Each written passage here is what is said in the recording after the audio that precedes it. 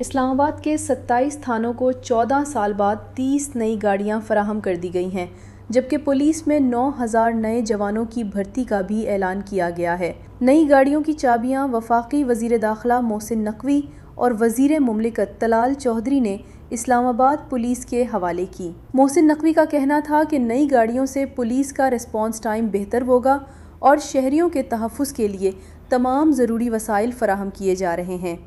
اب وزیر مملکت طلال چودھری کی گفتگو سنیے۔ آج انٹیریئر منسٹر صاحب نے نئی گاڑیاں جو ہیں وہ اسلام آباد کے جو 27 تھانے ہیں ان کو دی ہیں۔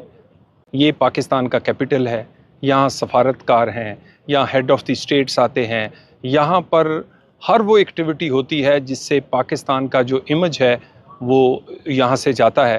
یہاں صرف یہ نہیں کہ ان تمام تھانوں کو نئی گاڑیاں دی گئیں، افسران کو لاجسٹکس فراہم کیے گئے، ان کی گھروں کے لیے بنائے جا رہے ہیں۔ اس کے علاوہ ہمارے 27 تھانے جو کہ پرانے تھے یا وہ کرائے کی جگہ پہ تھے یا وہ اس طرح کی جگہوں پہ تھے کہ جہاں کوئی نہیں جا سکتا تھا، 27 کے 27 کچھ رینوویٹ ہو چکے اور باقی نئے بن رہے ہیں، اور اسی سال 27 کے 27 تھانے جو ہیں وہ کمپلیٹ ہوں گے۔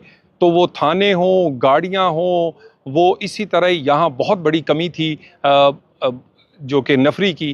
9000 نئے جوان جو ہیں وہ بھرتی کیے جا رہے ہیں، تمام کے تمام 100% میرٹ پہ، اور اس کے ساتھ یہ سارا کچھ جو کیپٹل میں ہو رہا ہے، یہ اسلام آباد کا کیپٹل جو ہے یہ لا اینڈ آرڈر کے لیے، یہ پولیسنگ کے لیے ایک اور کیس سٹڈی اور آئیڈیل بنے گا پورے پاکستان کے لیے۔ اور یہ عملی طور پہ پچھلے صرف 1.5 سے 2 سال میں ساری تبدیلیاں آئی ہیں۔ اس سے پہلے آپ ان کے تھانے دیکھ لیں، گاڑیاں دیکھ لیں، ہمارے افسران اور جو سپاہ ہے ان کے لیے سہولتیں دیکھ لیں، ان کی ٹریننگ، ان کی باقی چیزیں دیکھیں، ہر چیز بدل رہی ہے۔